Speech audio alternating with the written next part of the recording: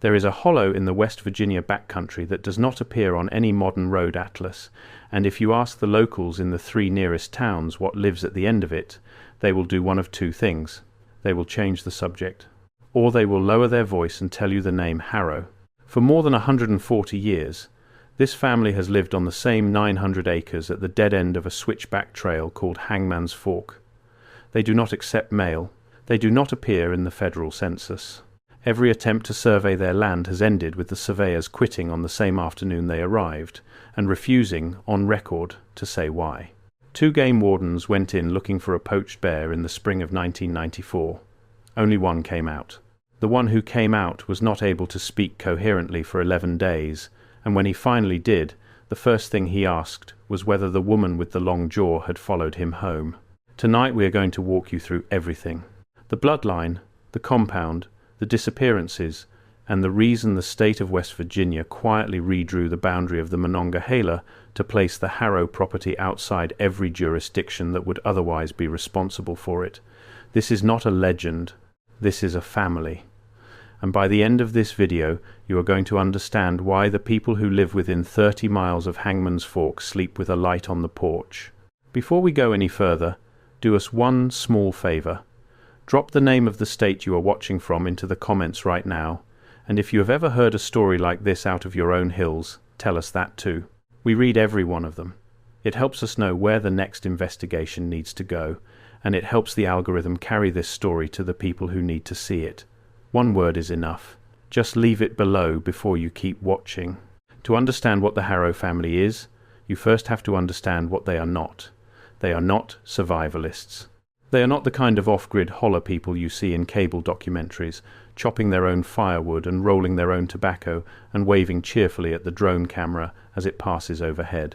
That version of Appalachia exists, and it is largely a warm and generous place. The Harrows are not part of it. The Harrows are the story that those holler people tell their children when the children get too curious about the ridge to the north. The nearest incorporated town is a place called Pritchard's Landing, population somewhere under 800, sitting on the elbow of a river that used to feed a coal tipple and now feeds a single gas station and a diner that closes at 2.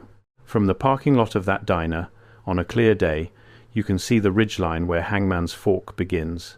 The locals will point to it if you ask. They will not drive you to it. If you offer to pay them, they will still not drive you to it. There is a man in Pritchard's Landing who has lived there since the Eisenhower administration, and he says the same thing every time a stranger comes through asking about the ridge. He says, "That is not a road. That is a mouth." The Harrow family, according to the fragmentary record that does exist, has occupied that land continuously since 1883. The head count is disputed. Federal enumerators in 1910 estimated 11 adults and an uncounted number of children.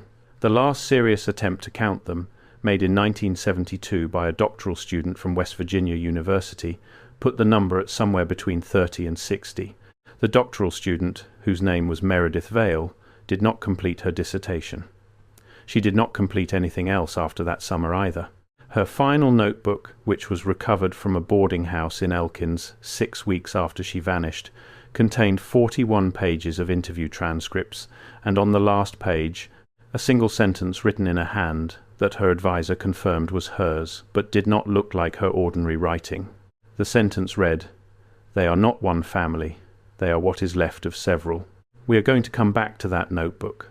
But first you need to understand the geography, because the geography is not incidental to this story. It is the story. The land itself is what allowed this family to become what it became, and the land is why nothing that has been tried, by the state, by the federal government, or by the small handful of researchers brave enough to attempt it, has ever worked. Hangman's Fork is a hollow. That word does not mean what people from outside the region think it means. It is not a valley, it is a wound. But before we describe that wound, you need to understand who these people are said to be, because everything else in this story rests on it. The Harrows are described by every eyewitness account we have collected as physically distinct from the surrounding population. They are tall, unusually so, the lowest adult male height on record. From a 1951 pediatric examination of a boy the family briefly allowed a country doctor to see, projected him at nearly 7 feet by adulthood. He was 11 years old at the time. The doctor was not permitted a follow-up visit. He wrote in his private notes that the boy's hands were, and this is a direct quote from a document held at the West Virginia Regional History Center, longer than his own forearms and yellow at the tips as if stained by something the family used in place of soap. The Harrows are also described as pale to the point of translucency. The elder members do not appear to age at the ordinary rate. Photographs from the 1920s, held in a private collection in Charleston, show a woman identified in the caption as Mother Harrow. Photographs from a state trooper's dashboard camera in 2009, more than 80 years later, show a woman standing at the tree line in a house dress. The two women, when placed side by side, are indistinguishable in facial structure. The trooper who filed the report, a man with 16 years on the force, refused to release the footage until he had spoken to his priest. He then took early retirement. There is one other thing that everyone who has ever seen a Harrow, at any point in the last 100 years, reports independently. They do not speak. Not to outsiders, not in any language a linguist has been able to identify. They communicate with each other. When observed, in a series of tongue clicks and low humming sounds that the aforementioned graduate student, Meredith Vale, transcribed phonetically for 18 pages of her notebook. A linguistics professor at Ohio State examined those transcripts in 1990 and concluded that the sound patterns did not match any known Appalachian dialect, any indigenous language of the eastern seaboard, or any Old World language, including the more obscure Scots, Gaelic and Welsh substrates that could plausibly have survived in an isolated mountain population. His written conclusion, which we have obtained through a records request, contains one line that has never been publicly quoted before. He wrote, "Whatever this is, it does not appear to have originated in a human mouth." We are going to come back to that too. First, the geography. Because if you want to understand how a family this strange could exist within 4 hours of Washington, D.C. without any government agency being able to enter their land, you have to understand what the land actually looks like from the inside. Before we move on to the geography of the Hollow, stop for a second. What you just heard about the linguist's report on the Harrow speech patterns is the part that changes everything. But it only makes sense when you see it written out next to the full account. The tongue clicks, the yellow fingertips, it's all in the document link below. Take 5 seconds right now, grab it, and then come back, because what comes next builds directly on it. The link is in the description. QR code is on your screen. The name Hangman's Fork does not appear on any topographical map printed after 1956. That is a fact you can verify yourself. The United States Geological Survey quietly relabeled the feature in the second printing of that year's quadrangle sheet, and every subsequent edition has referred to the same drainage as unnamed tributary, followed by a numeric designation. There is no public explanation for the change.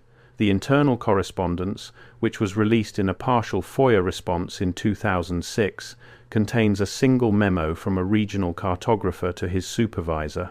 The memo requests that the older name be dropped and gives as the reason, and this is quoted directly, ongoing pressure from the State Historical Society regarding regional sensitivity. That is a lie. The Historical Society made no such request. We know this because the State Historical Society, when contacted by an independent researcher in 2015, said they had never heard of the feature and had certainly never requested a name change.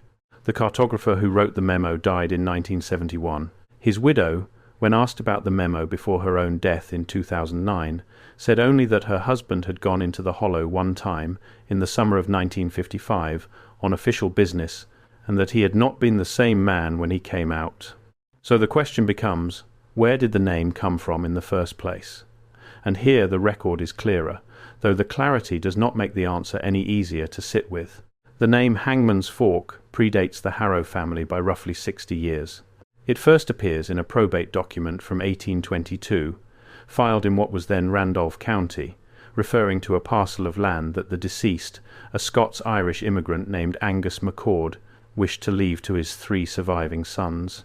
The parcel is described as lying at the fork of 2 creeks below the ridge, at the place the settlers called the Hangman's Fork, on account of the tree. The tree, according to a supplementary document filed the following year, was a white oak of extraordinary size that stood at the confluence of the 2 creeks. Local tradition, recorded by a Methodist circuit rider in 1841, held that the tree had been used for hangings by settlers in the 1790s, and that the settlers had chosen it for that purpose because the tree was already, in his phrasing, spoken for, meaning that it had been a place of execution before white settlers arrived, meaning that the indigenous peoples of the region, primarily the Shawnee and secondarily a Cherokee hunting party that used the drainage seasonally, had recognized the tree as a place where certain acts had to be performed and no others. The circuit rider, whose name was Ezekiel Hardy, noted in his journal that the tree gave him what he described as a dread that had no earthly cause. He wrote that he had preached at revival meetings in the presence of confessed murderers and never felt what he felt in the presence of that oak. He rode past it on the last day of his circuit in 1843, and on the following day, in a boarding house in Beverly, he wrote his final journal entry. It reads, "In full, the tree at the fork is not a tree, it is a door.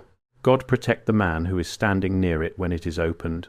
Ezekiel Hardy hanged himself that night. The tree stood, according to every subsequent account, until 1882. In the spring of that year, a lightning strike is said to have split it, though no thunderstorm was recorded for that day in any of the 3 regional weather logs kept by farmers and postmasters in the surrounding valleys. The tree fell across the smaller of the 2 creeks and dammed it, creating a small dark pond that persists to this day. That pond, if you can find a topographical map from before 1956, is marked with a peculiar symbol. It is not a standard USGS notation. It is a small cross inside a circle. No other body of water in the state of West Virginia carries that mark. When asked, retired USGS cartographers who have seen the mark on the older sheets have said only that it was an internal warning symbol used to indicate that surveyors should not, under any circumstances, attempt to collect water samples from that source. Roughly 1 year after the tree fell, the first Harrows arrived. The family patriarch, insofar as any patriarch can be identified, was a man who gave his name to the land agent as Ephraim Harrow. He claimed to have come down from Pennsylvania, though no record of his prior residence there has ever been located.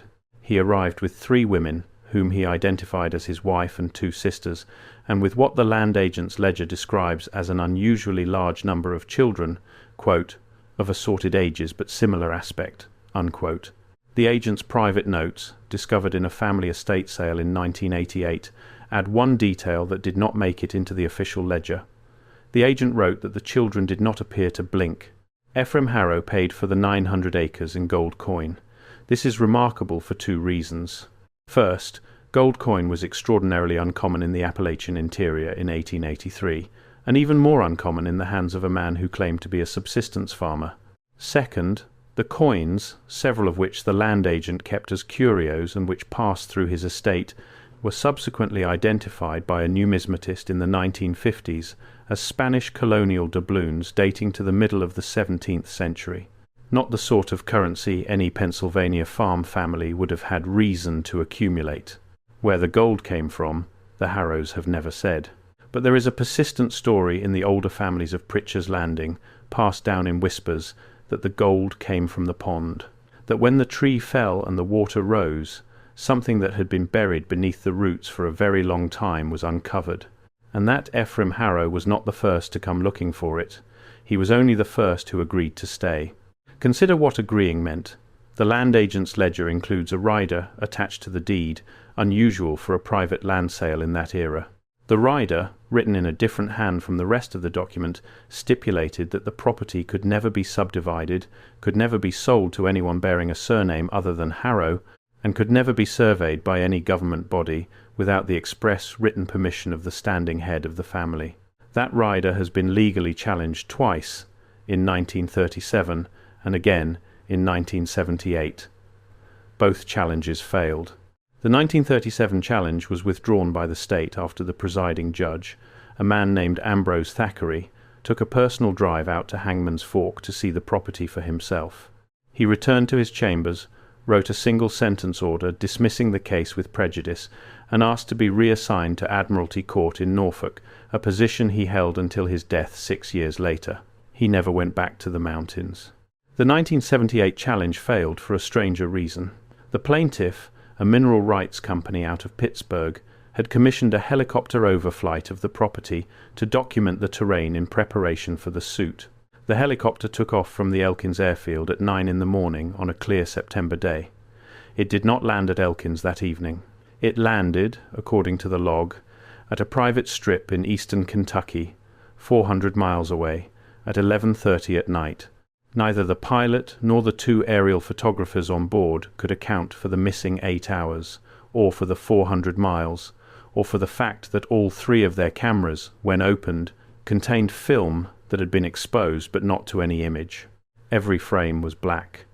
Every frame.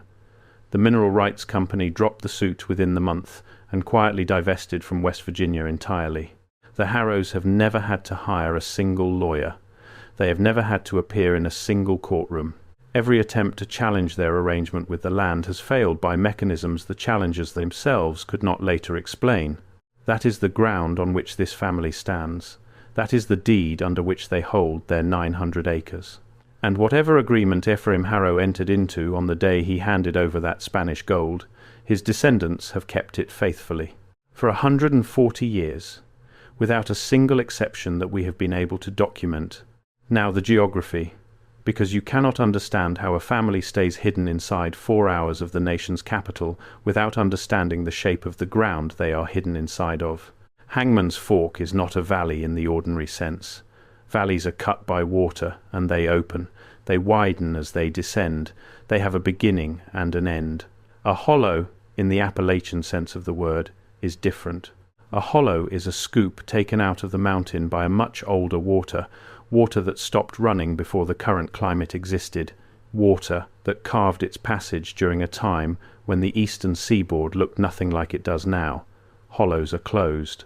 They come to a wall, and what happens inside them, in terms of weather and sound and even light, does not always match what is happening on the ridges above. The hollow at Hangman's Fork is roughly 2.5 miles long. It runs approximately northeast to southwest. The entrance, if you can find it, is a gap in the ridge about 18 feet wide, framed by 2 limestone outcroppings that the locals call the teeth. From the air, using standard satellite imagery, the gap is invisible. It is covered by a canopy of second-growth hardwood so dense that even in winter, when the leaves are down, the ground beneath is not visible from above. This is not natural. Forest ecologists who have examined the imagery, at our request, have noted that the canopy density inside Hangman's Fork is anomalous. It does not match the surrounding forest. It does not match any forest, in fact, that grows east of the Mississippi at that elevation. One of the ecologists we consulted, a woman with 30 years of experience at the University of Kentucky, said off the record that the canopy pattern most closely resembles what you find in certain isolated valleys in the Caucasus Mountains, where humans have deliberately cultivated a species mix over generations for the specific purpose of preventing overhead observation. Someone, in other words, has been shaping this forest for a long time to hide what is beneath it. What is beneath it, according to the fragmentary accounts we have, is a compound. The word compound is inadequate, but no other word fits better. The main dwelling is a 2-story structure of hand-hewn timber that sits at the base of the western wall of the hollow, backed directly against the limestone. It has, according to the graduate student Meredith Vale, who is the only researcher to have gotten close enough to sketch it, 11 windows on the front facade, arranged asymmetrically, and no windows at all on the back or sides. The roof is not shingled. It is thatched, in a style that Vale identified as more consistent with rural Ireland in the 19th century than with anything found in Appalachian construction. The thatch is dark, and it does not appear to be made of straw. Vale noted in her sketch that the thatch material looked, in her words, like coarse hair. The main dwelling is not the only structure. Vale counted at least 14 outbuildings, ranging from small sheds to what she believed to be a barn, though the barn had no doors that she could identify from her vantage point on the eastern ridge. There were also, and this is the detail that most disturbed the small circle of researchers who have read her notebook, at least 7 structures that she could not classify at all. She described them as low, no more than 4 feet tall at the ridgeline, with rounded roofs and single small openings placed high on their sides. She wrote that they resembled kilns, but that no smoke ever rose from them during the 72 hours she observed the hollow from her hidden position above. She also wrote that the openings, though small, were not empty. She wrote that, in the low light of dawn and dusk, she could see movement inside them. She could not see what was moving. The pond is still there. It sits roughly 200 yards from the main dwelling, in a small clearing that Vale noted was completely free of vegetation, not even weeds, not even the moss that would ordinarily grow on the exposed rock at the water's edge. The pond is small, perhaps 40 feet across, and appears in her sketch to be almost perfectly round. She noted that the water was black, not dark, black, and that it did not reflect the sky above it, even when the sky was clear. The Harrows, she wrote, went to the pond in a procession every evening at twilight. She did not describe what they did there. In the margin of the page, in the same disturbed handwriting that would eventually fill the last page of her notebook, she wrote 3 words, "Do not ask." The rest of the compound, insofar as we can reconstruct it, includes a cleared area of perhaps 3 acres where the Harrows grow their own food. Vale noted that the crops did not match the season. She was observing in late June. The corn should have been knee-high. It was fully tasseled, as if in September. The tomatoes should have been green.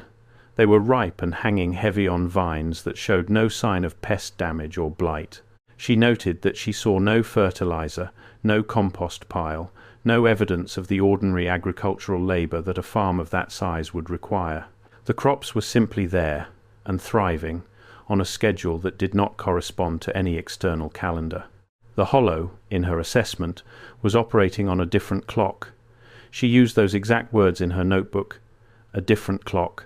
She did not elaborate, and by the time she wrote those words, her handwriting had deteriorated to the point that her adviser, when he saw the notebook, said aloud that it looked as though she had been writing in the dark, or writing in a fever, or writing without being fully present in her own hand.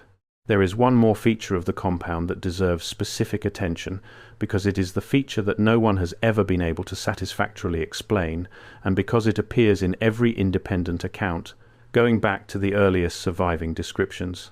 There is a stone at the center of the cleared area between the main dwelling and the pond. The stone is described by every witness in almost identical language. It is roughly waist-high. It is roughly rectangular. It has a flat upper surface, and on that surface, according to Vale's sketch and to the reports of at least 4 other people who have seen it, there is an inscription. The inscription is not in any known script. It has been examined, from copies of Vale's sketch, by paleographers at 3 separate universities. None of them has identified it. One of them, a specialist in early medieval insular manuscripts, said that the inscription bore a superficial resemblance to certain marginal notations found in the more obscure Irish grimoires of the 9th century, but that the resemblance did not extend to any recognizable letterform. Another, a specialist in North American indigenous petroglyphs, said the inscription was not consistent with any documented pre-Columbian writing system in eastern North America. The third simply returned the copy without comment and asked to be removed from the correspondence. The stone is not merely decorative. Vale observed that during the twilight procession to the pond, the family paused at the stone. Each member, one at a time, laid a hand on the flat surface. Mother went last. When Mother laid her hand on the stone, Vale wrote, the birds in the surrounding forest, which had been calling normally up to that moment, went silent for a period she estimated at between 3 and 5 minutes. When the birds resumed calling, they did so, in her phrasing, as though from a great distance. Even the birds that had been in the trees immediately above her hiding place sounded muffled. The forest, she wrote, had become slightly farther away for those few minutes, as though the acoustic space of the hollow had briefly enlarged.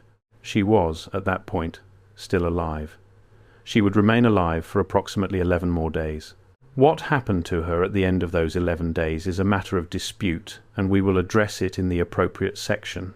For now, understand only this. The land itself is complicit. The forest is complicit. The pond is complicit. And whatever the Harrows have been doing inside that hollow for 140 years, they have been doing it with the active cooperation of something that predates them, and that predates the settlers, and that predates, according to at least one indigenous account we have found, the arrival of human beings on this continent altogether. The bloodline is the part of the Harrow story that most researchers refuse to touch, and the part that, once you have looked at even the surface of it, you begin to understand why. Ephraim Harrow arrived in 1883 with 3 women and an uncounted number of children. By the time of the first attempt at federal enumeration, in 1910, the population on the property had increased. By the second attempt, in 1930, it had increased again. These increases were not consistent with the death rates that would have been expected in an isolated Appalachian population of that era, and they were not consistent with the birth rates either. There were more people on the property than the birth rate could account for, and fewer deaths than the age distribution would predict. The math, from the beginning, did not work. There are 2 possible explanations. Either the Harrows were bringing in new people from outside, which every account, without exception, contradicts. No outsider has ever been observed entering the compound with the intention of joining it, and no outsider has ever been observed leaving. Or the Harrows themselves are not dying at the rate that ordinary human beings die. We have already mentioned the woman photographed in the 1920s and again in 2009. She is not the only such case. A country doctor named Ellis Warwick, who was permitted to enter the compound briefly in 1937 to examine a child with what the family described as a fever, wrote in his journal that he was received in the main dwelling by an elderly man who introduced himself as Ephraim. Ephraim Harrow, the original patriarch, would have been well over 100 years old at that point, if he had been alive at all. He should have been dead for decades. Warwick, who had known Ephraim's supposed grandson slightly, wrote that the man who called himself Ephraim in 1937 did not resemble the grandson. He resembled, and Warwick had seen the daguerreotype in the county archives, the original Ephraim from 1883. Warwick wrote in his journal, and this is quoted directly, "Either they name every eldest son Ephraim, which the register does not support, or the same man has been sitting in that chair for 54 years. Warwick did not go back either. The reproductive patterns of the family are the second thing that does not add up. In an isolated population with no outside marriage, over 5 or 6 generations, you would expect to see the standard genetic markers of inbreeding. Cleft palates, characteristic facial asymmetries, elevated rates of certain rare recessive conditions. The Harrows, according to every witness who has seen them at close range, display none of these.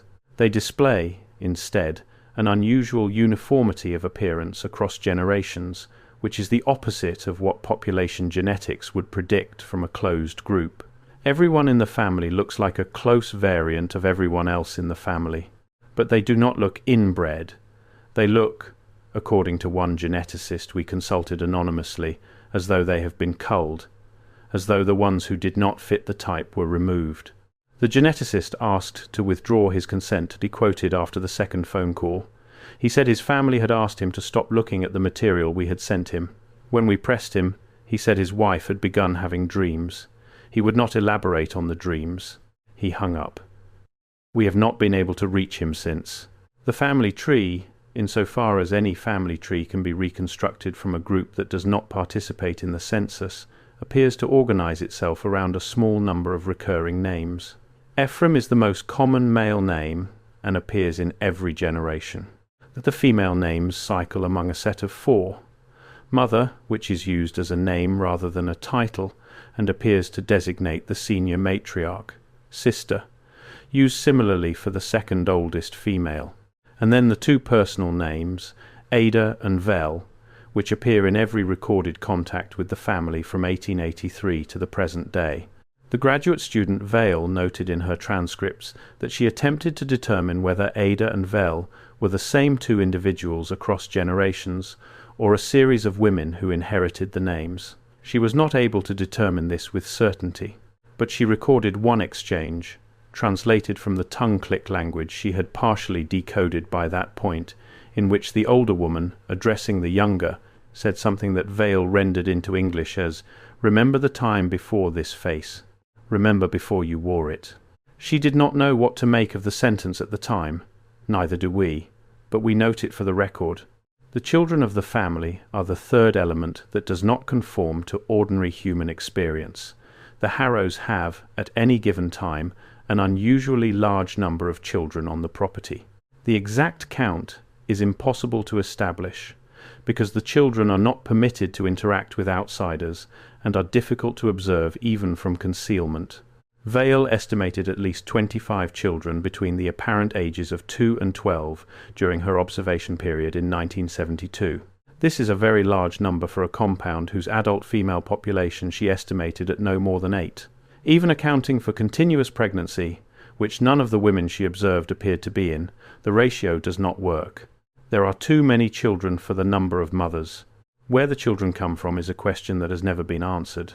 There is a story in the older families of the region, considered by outsiders to be nothing more than a story, that the Harrows do not always bear their own children, that some of the children were born elsewhere, that some of them, at some point in the years or decades before their arrival at the compound, were somebody else's, and that the small structures Vale could not identify, the kiln-shaped buildings with the high openings, are where the children go through whatever process turns them from what they were before into what they are once they belong to the family. The number of children who go missing from the 6-county area surrounding Hangman's Fork, according to state police records, is higher than the number of missing children in comparable rural counties elsewhere in West Virginia, substantially higher. It has been so for as long as the records have been kept. Nobody has ever formally connected this fact to the Harrows, but everyone in the region knows the statistic, and everyone knows what they think about it, and no one, in any position of authority, has been willing to say so on record. There is a document in the Randolph County Courthouse, filed in 1891, that is worth pausing over.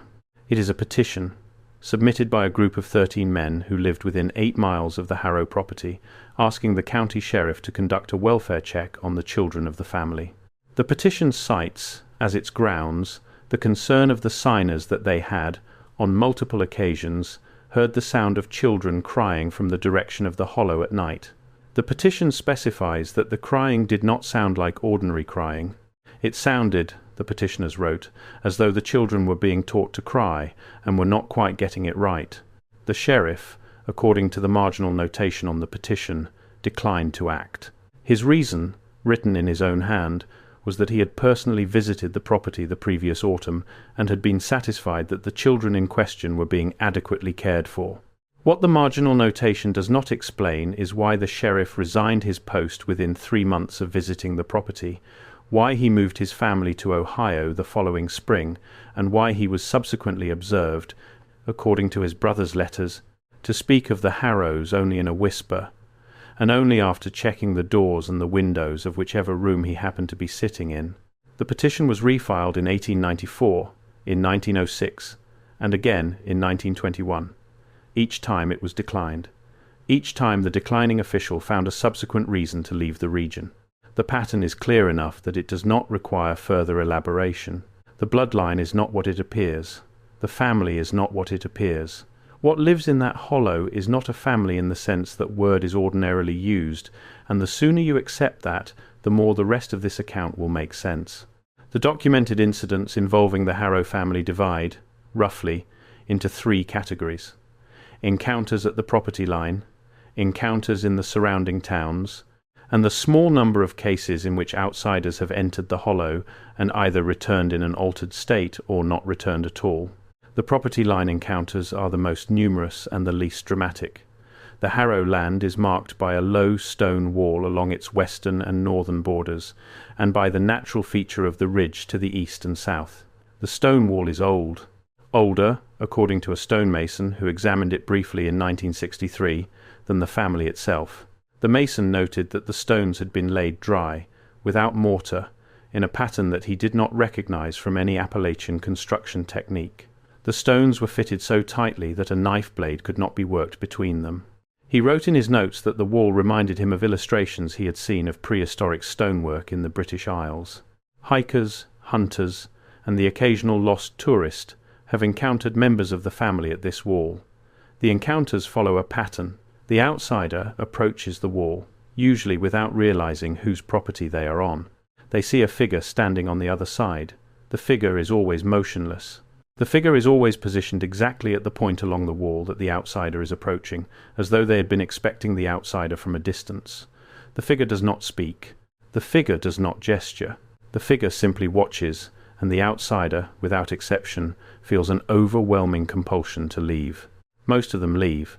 The ones who leave are the ones who tell the story afterward. The most detailed account of this kind of encounter comes from a hunter named Wilbur Meese, who in October of 2003 found himself, by his own admission, on Harrow land while tracking a wounded deer. Meese was an experienced woodsman, in his late 50s, who had hunted the surrounding country for 40 years. He wrote out his account for the local newspaper the following spring, and while the newspaper declined to publish it, the manuscript survives. Meese wrote that he had followed the blood trail for perhaps a quarter mile when he became aware that he had crossed the low stone wall without registering it. He stopped. He knew where he was. He turned back immediately, and as he turned, he saw the girl. She was, he wrote, perhaps 10 years old. She was wearing a long grey dress that looked as though it had been sewn by hand from a coarse fabric he did not recognize. Her feet were bare. Her hair was very pale, almost white, and reached below her waist. She was standing between him and the wall he had just crossed, in the exact line he would need to take to leave the property. She had not been there a moment before. He was certain of this. He had looked at that patch of ground as he entered it, and it had been empty. Meese wrote that the girl did not move. She did not blink. She looked at him with an expression that he described as neither hostile nor afraid, but simply, and he underlined this word, patient, as though she had time and he did not. Meese did what a man in his situation should do. He nodded to her. He said, aloud, that he had made a mistake, that he was leaving, that he meant no harm. He began to walk around her toward the wall. She did not turn her head to follow him. She turned her whole body, all at once, in a single smooth movement that he wrote reminded him of a weather vane in a light wind. Her feet did not move. He was very clear on this point. Her feet did not move. Only her body turned. He crossed the wall at a run. He did not stop running until he reached his truck, which was parked nearly 2 miles down the mountain. When he got there, he sat in the driver's seat for what he estimated was an hour before he was able to make his hands work well enough to start the ignition. When he finally looked at the clock in the dashboard, 3 hours had passed. Not one. Meese never hunted again. He gave his rifles to his nephew and refused to enter any wooded area more remote than his own backyard for the remaining 7 years of his life. When he died, his family found among his effects a small hand-drawn map of the region on which he had marked, in red ink, a boundary line that extended a full mile beyond the actual perimeter of the Harrow property. He had labelled it, in his own handwriting, the real edge. He had not shared this map with anyone during his lifetime. His widow said only that in his last years, Wilbur had become convinced that the family's actual sphere of influence was larger than the deed indicated, and that anyone who crossed the true line, even without knowing it, could be seen. The encounters in the surrounding towns are rarer, but more disturbing when they occur. The Harrows do not, as far as anyone has ever documented, come to town. They do not shop. They do not attend church. They do not visit the diner or the gas station in Pritchard's Landing. And yet, roughly once every 2 or 3 years, someone in one of the nearby towns reports having seen a figure that they identify, unmistakably, as a Harrow. The reports come from different people, in different towns, at different times of year. The figure is always alone. The figure is always standing, never walking. The figure is always seen at dusk, or in the early hours before dawn. The figure never speaks and never approaches, and when the person who has seen the figure looks away, even for an instant, the figure is gone. There is one account from a waitress in a town called Tinker's Run that stands out. She reported in 1997 that she had come out of the diner at the end of her shift, roughly 11 at night, and had seen a woman standing across the street beneath the streetlight. The woman was tall. The woman was wearing a house dress. The woman was looking directly at her. The waitress recognized the woman, though she had never seen her before, because the waitress's grandmother had described the same woman to her when the waitress was a child. The grandmother, who had grown up in Pritchard's Landing, had told her that if you ever saw a Harrow woman on a town street, you were not to speak to her, you were not to run from her, and you were not to look away from her until she was gone. Because looking away, according to the grandmother, was how she found you later. The waitress stood in the doorway of the diner for what she estimated was 45 minutes, not looking away, until the woman across the street simply was not there anymore. She had never seen the woman move. The woman had never crossed the street. She had never turned to leave. She had simply, at some moment the waitress could not identify, stopped being present. The waitress moved out of Tinker's Run within the month. She now lives in Arizona. She has spoken about the incident, on record, exactly once, in an interview with a regional folklorist in 2015. She said in the interview that she still, more than 20 years later, does not sleep with the light off. The figure at the center of the Harrow family, and the figure most consistently reported across every generation of witnesses, is the woman referred to in the family's own idiom as mother. Not mother in the ordinary familial sense. Mother in the sense that a beehive has a queen and a coven has a head. She is the point around which the family orients itself. And she is, by every indication we have been able to gather, the same individual woman across at least 120 years of observation. The first description of her comes from the same land agent's private notes we mentioned earlier, from the summer of 1883. He wrote that when Ephraim Harrow came to negotiate for the property, he was accompanied by a woman whom Ephraim referred to as his wife, but who did not, in the agent's estimation, behave like a wife of that era. She spoke first.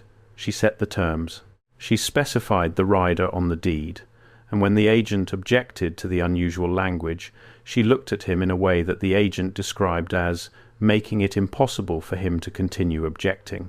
He wrote that she was tall, that her hair was so pale as to appear white, though she was not old, and that her eyes were a colour he could not name. He wrote that he found himself unable to remember her face immediately after the meeting ended. He could remember every other detail of the transaction. He could not, no matter how he tried, hold her features in his mind. That inability to remember her face is a detail that repeats. Meredith Vale, more than 80 years later, wrote in her notebook that she had observed Mother from the ridge above the compound on 7 separate occasions during her 72-hour vigil. She wrote that on each occasion she had made careful sketches. When she compared the sketches at the end of her observation, she found that they did not match. Each sketch showed a woman of similar height, similar carriage, similar dress, but the faces were different. Not merely varied by lighting or angle, different, as though she had been sketching 7 different women. And yet, she wrote, she had been certain each time that she was looking at the same person. Vale noted in the margin, in her steady early handwriting before the deterioration set in, that this phenomenon was not, in her opinion, a failure of her own perception or of her artistic skill. It was, she wrote, a property of the face itself. The face, she wrote, refuses to be recorded. The one photograph that does exist of Mother, taken from the State Trooper's dashboard camera in 2009, is consistent with this. The image is clear. The lighting is adequate. The face is unmistakably visible, and yet, according to the 4 independent investigators who have examined the footage, no 2 of them agree on what the face looks like.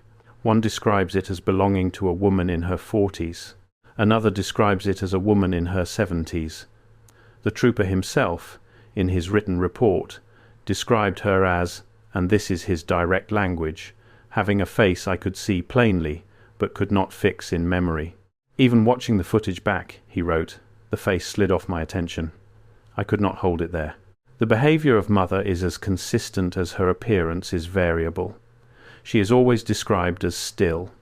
She does not fidget. She does not shift her weight. When she stands as though she is planted.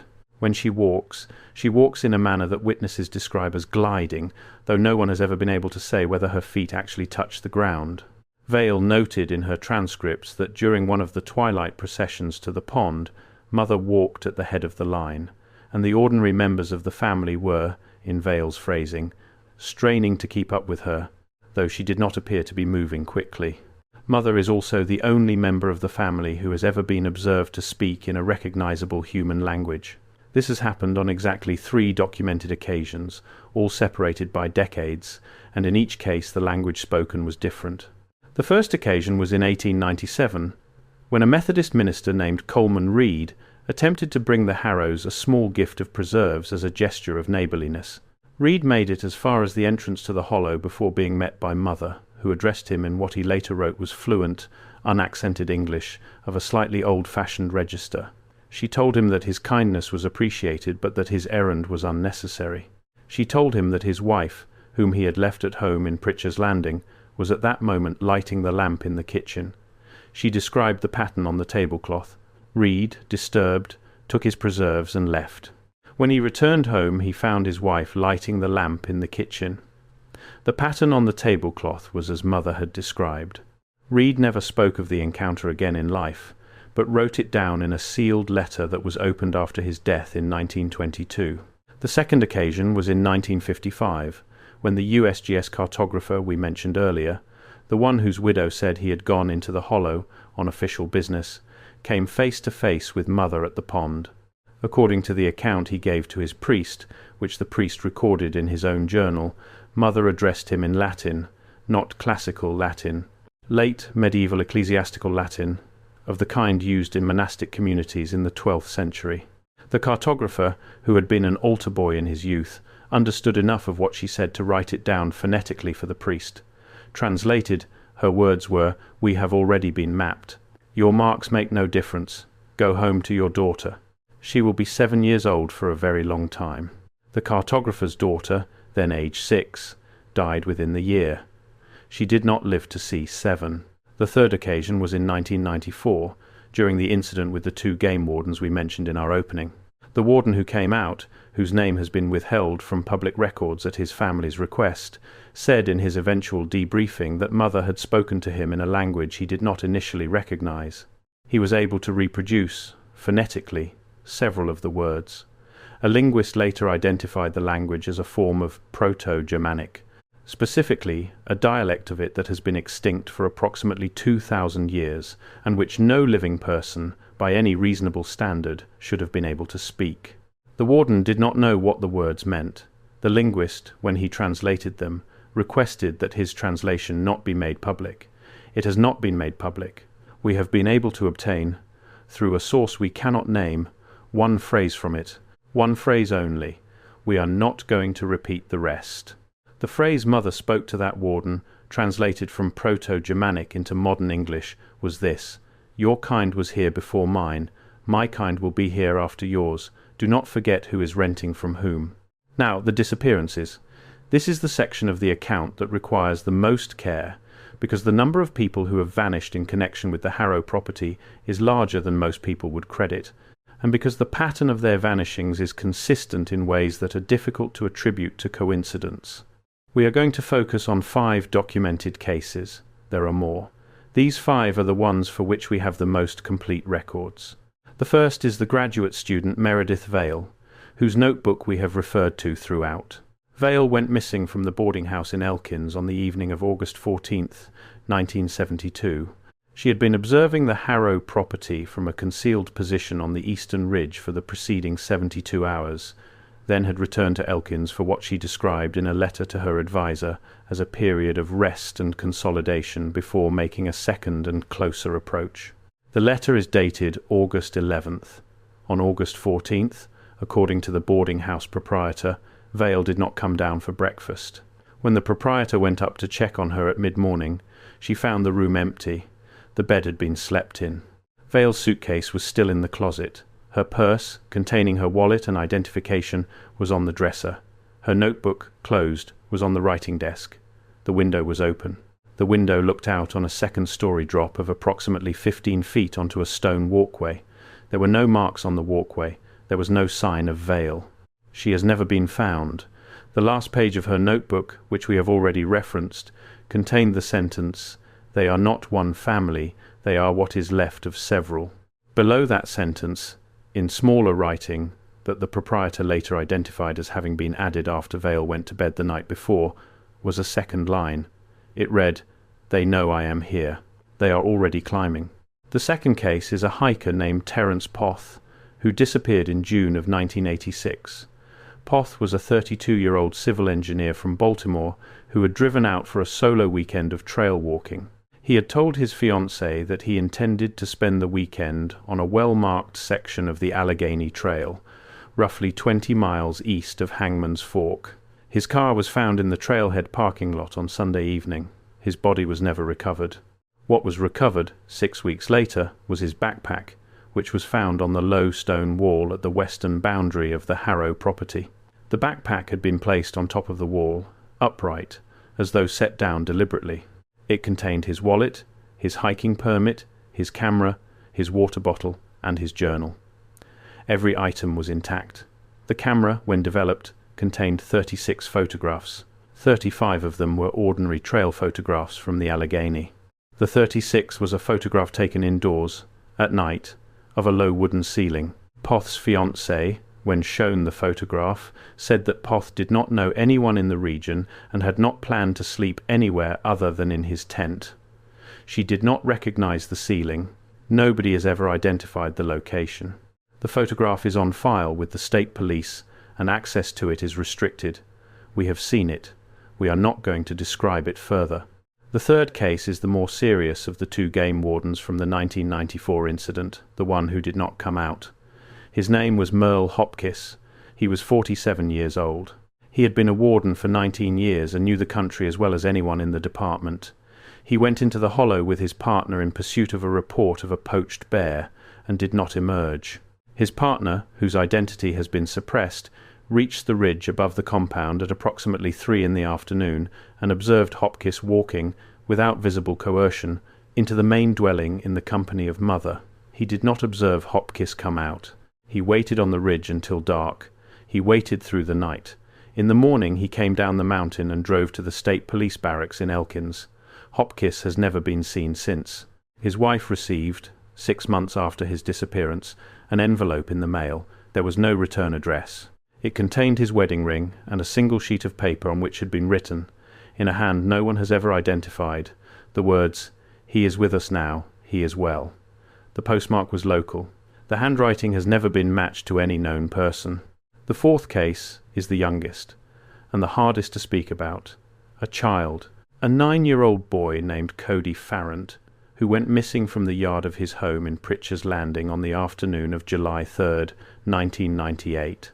Cody was playing in his own backyard, within sight of the kitchen window where his mother was preparing supper. She looked up from the sink and he was gone. There was no sign of a struggle. There was no sign of a stranger in the yard. The nearest wooded area was a 1/4 mile away. He would have been visible on the open ground between the yard and the trees if he had walked in that direction. His mother looked up, and the yard was empty, and Cody was not in the house. He has never been found.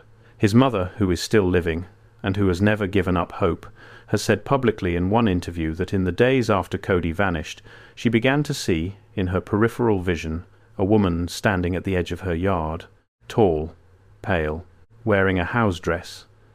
When she turned her head to look directly, the woman was not there. She saw the woman for 6 consecutive evenings. On the 7th evening the woman was gone, and Mrs. Farrant knew, in a way she could not explain, that Cody was gone with her. The 5th case is different from the others because the person did come back. In 2014, a young man named Ben Thrello, 23 years old and a self-described urban explorer, decided to make an unauthorized entry onto the Harrow property. He had been warned by locals. He posted a video to a personal channel announcing his intention. He entered the hollow at dawn on the 2nd Saturday of October. He returned to his car, according to his own account, 3 days later. He believed he had been inside the hollow for approximately 4 hours. Thrello appeared to be uninjured. He drove himself back to his apartment in Morgantown. He did not, at first, understand why his phone had accumulated 72 hours of missed messages. When he understood, he sat in his car for a long time. He then went inside, took a shower, and, according to his roommate, spoke normally for the next several days. But his behavior, over the following weeks, changed. He began to eat only raw food. He began to sleep during the day and sit awake at night, in an armchair in the corner of his bedroom, facing the door. He would not talk about what he had seen. He would not return calls from anyone outside a small group of family members. 6 months after his return, he was found by his mother in his childhood bedroom in a small town called Fisher, West Virginia. He had, on his own initiative, boarded up every window of the room from the inside. He was sitting on the bed. He was not injured. He was not dead. He simply was not, in any meaningful sense, present. Ben Thrello now lives in a long-term care facility in central Ohio. He does not speak. He does not respond to his name. He eats when he is fed. He sits at the window during the day and stares at the tree line, and once a year, on the second Saturday of October, he stands up from his chair, walks to the door of his room, and tries to open it. When the door is locked, as it always is, he returns to the chair. He does not cry. He does not resist. He simply, in the words of the nurse who has cared for him for the past 9 years, seems to remember for a few minutes each year that he is expected somewhere else. So where does this leave us today? The Harrow family, as far as anyone has been able to determine, is still there. The compound is still occupied. The forest still refuses to reveal what lies beneath it. The pond is still black. The processions at twilight, according to the 2 most recent independent observers we have spoken with, still take place. Nothing has changed. What has changed, quietly, at the level of policy, is the way the state and federal governments interact with the property. In 2017, the West Virginia state legislature passed a small technical bill buried in a larger appropriations package that redrew the boundary of the Monongahela National Forest. The redrawing was described in the public record as a routine administrative correction. In practice, it excluded a 900-acre parcel that had previously been considered within the forest's jurisdiction and reassigned it to a category called unincorporated private holding, historic rider. That parcel is the Harrow land. The reassignment means that the United States Forest Service no longer has any authority over the property. The State Division of Natural Resources no longer has any authority over the property. Local law enforcement, according to the sheriff of the county in which the property sits, has a standing directive not to enter the property under any circumstances, including in pursuit of a fleeing suspect, without first contacting the state police, who have their own standing directive not to enter the property without contacting a specific office within the governor's staff, whose function has never been publicly explained. In effect, the Harrow property has been placed outside the legal and administrative structure of the United States. It exists on paper. It appears in the county tax records, where it is listed as exempt. It has a mailing address, though no mail is ever delivered there. But no arm of any government has the authority to enter it, and no agency has the responsibility to know what happens on it. Whatever the arrangement is that Ephraim Harrow made in 1883, the state of West Virginia and the federal government have, in the 21st century, formally acknowledged it. They have, in the plainest possible legal language, agreed not to look. The people of Pritchard's Landing, Tinker's Run, and the other small towns within a 30-mile radius have known this all along. They have known it in the way that people know things they have not been told but have simply, over generations, absorbed. They know not to drive down the road that becomes Hangman's Fork. They know not to let their children play alone in the yard at dusk. They know that the woman in the house dress, if you ever see her under a streetlight, is not to be spoken to and not to be run from, and not under any circumstance to be looked away from. They know that every so often someone will go missing, and that no search party will be organized, because everyone in the region already knows where the missing person has gone, and everyone in the region already knows that the missing person is not coming back. They know that this is not a story. They know that this is an arrangement, and they know that the arrangement, whatever it is, protects them as long as they honor it, and does not protect them the moment they do not. We asked one older resident of Pritchard's Landing, a man in his 80s, whether he thought the situation would ever change, whether some future generation would come in and finally clear the hollow. He looked at us for a long time before he answered. He said, "They cleared the tree once. They thought that would be the end of it. And then Ephraim came down out of Pennsylvania and paid in gold that nobody could account for, and set his boundary, and it has been 140 years, and nothing has changed except that we know more now than we knew then. And what we know now is that clearing does not help. Clearing is what started it." He said, "When they finally do go, if they ever do, it will not be because someone made them go. It will be because they are finished with what they came here to do. And when that happens," he said, "I am not sure it will be better for us. I think it will be much worse, because at least right now they are contained. At least right now they stay in their hollow. When they are done, when the arrangement ends, I do not know where they will go next. I do not know what they will do when they are no longer required to stay put." We asked him what he meant by required. He looked at us as though the answer should have been obvious. He said, "Do you think Ephraim wanted to spend 140 years sitting in that hollow? Do you think Mother wanted to spend even longer than that, walking that same path to that same pond every night, going through the same motions with the same stone, watching the same forest grow up over her head? No, they were placed there. They accepted the placement because the alternative was worse. The gold was not a payment for the land. The gold was a payment to them, to stay, to keep doing what they are doing, to stay contained." He said, "Someone or something has been paying the Harrows for 140 years to remain exactly where they are. And when the payments stop, or when whatever they are being asked to do is no longer necessary, they will leave. And what leaves that hollow will not be a family. It will be whatever the family has been becoming, in the dark, in that pond, under that stone, for 6 generations. He said, "And I hope I am dead by the time it happens." He paused for a long time after he said that. Then he said one more thing, and this is what we want you to take with you from this account, more than any of the specifics of the family or the compound or the disappearances. He said, "The Harrows are the price. They are the price the region pays for being allowed to live here at all, and when the region stops paying, the price will come due somewhere else. And whoever is paying it then," he said, "is going to wish very much that we had gone on paying it instead." If you have made it to the end of this account, you already know that you are not the same viewer who started it. That is the effect these stories have.